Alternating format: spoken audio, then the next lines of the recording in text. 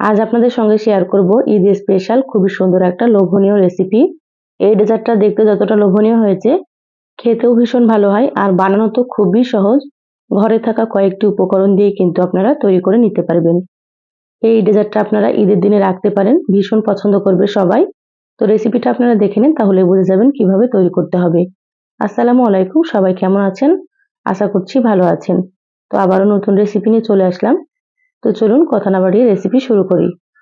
এখানে দেখুন আমি 2 প্যাকেট সেমাই নিয়েছি। তো এখানে আমি লম্বা সরু সেমাইগুলো নিয়েছি। এই সেমাইগুলো নিলে কিন্তু রেসিপিটা খুবই ভালো হবে। তো এখানে 100 গ্রাম করে 200 গ্রাম মতো সেমাই আছে। এবার আমি হাত দিয়ে প্যাকেটে থেকে এভাবে করে সেমাইগুলোকে একটু ভেঙে নিচ্ছি। আপনারা প্যাকেটের এই সেমাইগুলো নিয়ে নেবেন, লম্বা সেমাইগুলো। তো এখানে 100 গ্রাম আছে, আপনারা 200 গ্রামের প্যাকেটও নিতে পারেন। তো দেখুন দুটো সেমাইয়ের প্যাকেট আমি খুব সুন্দর মতো ভেঙে নিয়েছি, ছোট ছোট করে এইভাবে করেই ভেঙে নিতে হবে। সেমাইগুলো সাইডে রেখে দিলাম। এবার গ্যাস অন করে কড়াই দিয়ে দিলাম। কড়াই দিয়ে দিচ্ছি 1 টেবিল চামচ মতো ঘি। ঘি দিলে কিন্তু খেতে খুবই ভালো লাগবে। এখানে কিন্তু কোনো রকম তেল দেওয়া যাবে না। আপনারা ঘিয়ের পরিবর্তে বাটার দিতে পারেন। দেখুন ঘিটা খুব ভালো মতো গলে গিয়েছে। এবার আমি এখানে সেমাইগুলো দিয়ে দিচ্ছি। এবার গ্যাসের আঁচ মিডিয়ামে রেখে সেমাইগুলোকে একটু ভেজে নেব। এইভাবে ঘিয়ের মধ্যে সেমাইগুলো ভেজে নিলে কিন্তু খেতে অনেক বেশি ভালো লাগবে। তো অবশ্যই একটু সময় নিয়ে ভেজে নিতে হবে। আর গ্যাসের আঁচ বাড়িয়ে কিন্তু সেমাই ভাজা যাবে না। গ্যাসের আঁচ মিডিয়ামে রেখে বা লোতে রেখে আপনারা ভেজে নেবেন। গ্যাসের আঁচ হাই হিটে রেখে সেমাইগুলো ভাজলে কিন্তু উপর থেকে খুব তাড়াতাড়ি কালার চলে আসবে আর সেমাইগুলো কিন্তু খুব সুন্দর মতো ভাজা হবে না। সেই জন্য আপনারা মিডিয়াম আঁচে ভেজে নেবেন আর এইভাবে অনবরত নেড়েচেড়ে ভেজে নিতে হবে। দেখুন আস্তে আস্তে কিন্তু কালারটা একটু চেঞ্জ হয়ে গিয়েছে। তো এখানে আমি আরো 2 থেকে 3 মিনিট মতো ভেজে নিচ্ছি। এই ডেজার্টটা একবার তৈরি করে আপনারা দেখবেন, বাচ্চারা তো খুবই পছন্দ করবে, কারণ দেখতে ভীষণ সুন্দর হয়। 7 থেকে 8 মিনিট মতো সেমাইগুলো খুব ভালোভাবে ভেজে নিয়েছি, ভাজা হয়ে গিয়েছে। এবার আমি এখানে দিয়ে দিচ্ছি হাফ কাপের থেকে একটু কম চিনি। তো এতে মিষ্টি হয়ে যাবে। আপনারা যদি একটু বেশি মিষ্টি খেতে পছন্দ করেন, তাহলে এখানে হাফ কাপ মতো দিয়ে দেবেন। এখানে দিয়ে দিলাম 4 টেবিল চামচ মতো গুঁড়ো দুধ। গুঁড়ো দুধটা অবশ্যই একটু দেওয়ার চেষ্টা করবেন, তাতে করে ফ্লেভারটাও ভালো লাগবে আর টেস্টটাও কিন্তু খুবই সুন্দর হবে। এবার গ্যাসের আঁচ লোতে রেখে সবগুলোকে খুব ভালোভাবে নেড়েচেড়ে মিশিয়ে নিচ্ছি। এ পর্যায়ে কিন্তু গ্যাসের আঁচটা লোতে রাখতে হবে। আর এখানে কিন্তু আপনারা চিনির পরিবর্তে কনডেন্স মিল্ক দিতে পারেন। সবার ঘরে তো কনডেন্স মিল্ক থাকে না, সেজন্য আমি আপনাদেরকে চিনি দিয়ে দেখাচ্ছি। সহজভাবে দেখানোর চেষ্টা করছি, যাতে করে সবাই এটা তৈরি করে নিতে পারেন। এখানে দেখুন আমি 4 টেবিল চামচ মতো পানি দিয়ে দিলাম। তো এখানে আমি পানি দিয়েই তৈরি করছি। আপনারা চাইলে কিন্তু এখানে লিকুইড দুধ দিয়ে দিতে পারেন, কিন্তু খুব বেশি দেওয়া যাবে না। প্রথমে 4 টেবিল চামচ মতো দিয়ে দেবেন। গ্যাসের আঁচ লোতে রেখে খুব ভালোভাবে মিশিয়ে নেবেন। আর গ্যাসের আঁচ বাড়িয়ে কিন্তু রেসিপিটা তৈরি করা যাবে না। দেখুন আমি গ্যাসের আঁচ একেবারে লোতে রেখেছি। এই পর্যায়ে গ্যাসের আঁচ বাড়িয়ে রাখলে কিন্তু পুড়ে যাবে। তো সেই দিকে আপনারা খেয়াল রাখবেন। এখানে আমি আরো একটু পানি দিয়ে দিলাম, আরো 4 টেবিল চামচ মতো। খুব ভালোভাবে আবারও মিশিয়ে নিচ্ছি। চিনিটা গলে আসা পর্যন্ত অপেক্ষা করতে হবে। এখানে কিন্তু আপনাদের পানির পরিমাণটা একটু কম বেশি লাগতে পারে। তো আপনারা চিনি গলে আসা পর্যন্ত একটু পানি দিয়ে এইভাবে আঠালো করে রান্না করে নেবেন। খেয়াল রাখবেন যে সেমাইগুলো খুব বেশি গলে না যায়, তাহলে কিন্তু খেতে ভালো লাগবে না। তো দেখুন হয়ে গিয়েছে, এবার আমি নামিয়ে নিচ্ছি। এখানে দেখুন ছোট ছোট কেক বানানোর জন্য যে মোল্ডটা হয়, সেই মোল্ডটা আমি নিয়ে নিয়েছি। এবার মোল্ডের মধ্যে দিয়ে দিচ্ছি। তো আপনারা চাইলে এখানে ছোট ছোট বাটিতেও কিন্তু তৈরি করে নিতে পারেন, ঘরে থাকা যে কোনো বাটি দিয়ে। আর সেমাই গরম থাকতে কিন্তু এই কাজটা করে নিতে হবে, ঠান্ডা হয়ে গেলে কিন্তু শক্ত হয়ে যাবে। আপনারা সঙ্গে সঙ্গে এভাবে করে রেডি করে নেবেন। এবার চামচ দিয়ে এভাবে করে সুন্দর করে একটু সেট করে নেব। যারা ভিডিওটি ইউটিউব চ্যানেল থেকে নতুন দেখছেন, প্লিজ চ্যানেলটা সাবস্ক্রাইব করে চ্যানেলের সাথেই থাকবেন।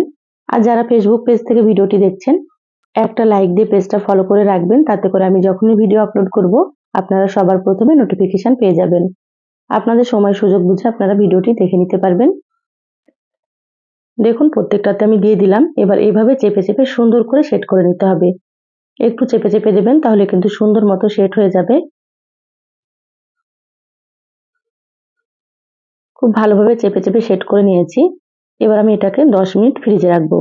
আপনারা চাইলে কিন্তু বাইরেও রাখতে পারেন। বাইরে রাখলেও কিন্তু সেট হয়ে যাবে। একটু তাড়াতাড়ি হওয়ার জন্য আমি 10 মিনিট ফ্রিজে রেখে দিলাম। এবার গ্যাস অন করে কড়াই দিয়ে দিলাম হাফ লিটার দুধ। এবার দুধটাকে জাল করে হালকা একটু গরম করে নেব। আমার চ্যানেলে আরো অনেক সহজ রেসিপি আছে, আপনারা চাইলে কিন্তু দেখে নিতে পারেন। আমি সবসময় সহজ রেসিপি আপনাদের সঙ্গে শেয়ার করার চেষ্টা করি। রেসিপিগুলো খেতে ভীষণ ভালো লাগে। আপনারাও একবার তৈরি করে খেয়ে কমেন্ট করে জানাবেন আপনাদেরকে কেমন লেগেছে। তো দেখুন হালকা একটু দুধটা গরম হয়ে গিয়েছে। এখানে আমি দিয়ে দিলাম 4 টেবিল চামচ মতো গুঁড়ো দুধ। গুঁড়ো দুধ দিলে কিন্তু খেতে ভীষণ ভালো লাগবে, আর দুধটাও কিন্তু খুব তাড়াতাড়ি ঘন হয়ে যাবে। তা আপনারা যদি গুঁড়ো দুধ দিতে না চান তাহলে দুধটাকে জাল করে একটু ঘন করে নেবেন, তাহলেও খেতে ভালো লাগবে। দেখুন দুধ ভালো মতো ফুটে গিয়েছে। এবার দিয়ে দিচ্ছি 5 টেবিল চামচ চিনি। তো 5 টেবিল চামচ চিনি দিলে মিষ্টিটা ঠিক হবে। যারা খুবই মিষ্টি খেতে পছন্দ করেন তারা এখানে আরো 2 চা চামচ চিনি বাড়িয়ে দিতে পারেন। এবার আমি গ্যাসের আঁচ বাড়িয়ে 3 থেকে 4 মিনিট মতো খুব ভালো মতো দুধটাকে একটু ফুটিয়ে নিচ্ছি। খুব বেশি সময় ধরে জাল করার দরকার নেই। দুধটা ফুটতে থাক। এখানে দেখুন বাটিতে একটু দুধ নিয়েছি। এবার দুধের মধ্যে দিয়ে দিচ্ছি 3 চামচ কাস্টার্ড পাউডার। এখানে 3 চামচের বেশি দেওয়া যাবে না, আপনারা 3 চামচ মতোই দিয়ে দেবেন। আমি যতটা পরিমাণে তৈরি করছি 3 চামচ হলেই হয়ে যাবে। আর এখানে কিন্তু দুধটা ঠান্ডা আছে, ঠান্ডা দুধের মধ্যে আমি খুব ভালোভাবে মিশিয়ে নিচ্ছি। খুব ভালোভাবে মিশিয়ে নিয়েছি। এবার আমি দেখুন গ্যাসের আঁচটা একেবারে লোতে রেখে এভাবে একদিক থেকে ঢেলে দিচ্ছি, আর স্প্যাচুলার দিয়ে খুব ভালোভাবে একটু নেড়েচেড়ে নিচ্ছি। এভাবে নেড়েচেড়ে নিতে হবে, না হলে কিন্তু কাস্টার্ড পাউডার দলা পেকে যেতে পারে। তো এভাবে আপনারা অনবরত নেড়েচেড়ে নেবেন। এবার গ্যাসের আঁচ বাড়িয়ে কিছুক্ষণ রান্না করে নেব। এখানে আমি দিয়ে দিচ্ছি কিছু কাঠবাদাম আর কাজু বাদাম কুচি। বাদাম দিলে কিন্তু খেতে আরো বেশি টেস্ট হবে। তা আপনারা চাইলে এখানে কাজু বাদাম, কাঠবাদাম, পেস্তা বাদাম বা চীনা বাদামও দিতে পারেন। আপনাদের পছন্দ মতো বাদাম, চাইলে আপনারা এখানে কিশমিশও দিতে পারেন। তা আমি এখানে কিশমিশটা দিচ্ছি না। দেখুন আস্তে আস্তে কিন্তু অনেকটাই ঘন হয়ে গিয়েছে। তো আবার একটু জাল করে আরো একটু ঘন করে নিতে হবে। কাস্টার্ড পাউডার দেওয়ার পরে 5 থেকে 6 মিনিট রান্না করলেই কিন্তু হয়ে যাবে। দেখুন অনেকটাই ঘন হয়ে গিয়েছে। এভাবে আপনারা রান্না করে নেবেন। এবার আমি গ্যাস বন্ধ করে দিলাম। এবার নেড়েচেড়ে খুব ভালো মতো ঠান্ডা করে নিতে হবে। ঠান্ডা হয়ে গেলে কিন্তু আরো একটু ঘন হয়ে যাবে। ঠান্ডা হওয়ার জন্য সাইডে রেখে দিচ্ছি।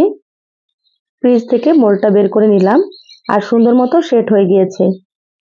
এবার আমি একটা ছুরি দিয়ে এভাবে করে সাইডগুলোকে একটু আলগা করে নেব, তাহলে খুব ভালো মতো উঠে আসবে। দেখুন খুব ভালো মতো উঠে গিয়েছে, দেখেই বুঝতে পারছেন আপনারা। তো এইভাবেই রেডি করে নিতে হবে। তো সবগুলোকে আমি তুলে নিচ্ছি। আর এগুলো সেট হয়ে গেলে কিন্তু সুন্দর উঠে আসবে, কোনো রকম ঝামেলা ছাড়াই।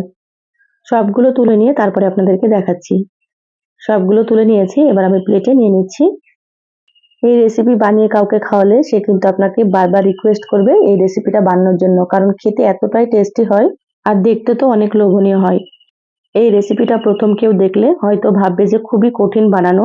ভিডিওটা একবার যদি কেউ দেখে তাহলেই বুঝবে বানানো কতটা সহজ। দেখুন সবগুলো প্লেটে নিয়ে নিয়েছি। এবার আমি চামচে করে নিয়ে কাস্টার্ড পাউডার রান্নাটা দিয়ে দিচ্ছি। তো সুন্দর করে একটু চেপে চেপে দিয়ে দিতে হবে। দেখুন সবগুলো রেডি করে নিলাম।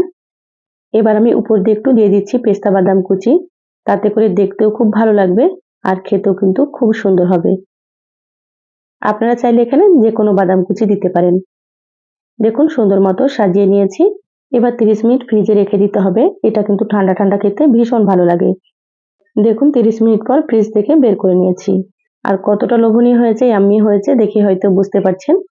তো অবশ্যই কিন্তু এই রেসিপিটা একবার হলেও আপনারা ঈদে তৈরি করে খেয়ে দেখবেন। এই সহজ রেসিপিটা কেমন লাগলো চ্যানেলের কমেন্ট বক্সে কমেন্ট করে জানাবেন। রেসিপিটা যদি আপনাদেরকে ভালো লাগে তো অবশ্যই আপনারা একটা লাইক দিয়ে সবার মাঝে শেয়ার করে দিবেন। তো সবাই ভালো থাকবেন, সুস্থ থাকবেন। ফিরে আসবো আবারও কোনো নতুন রেসিপি নিয়ে। ধন্যবাদ সবাইকে। আল্লাহ হাফেজ।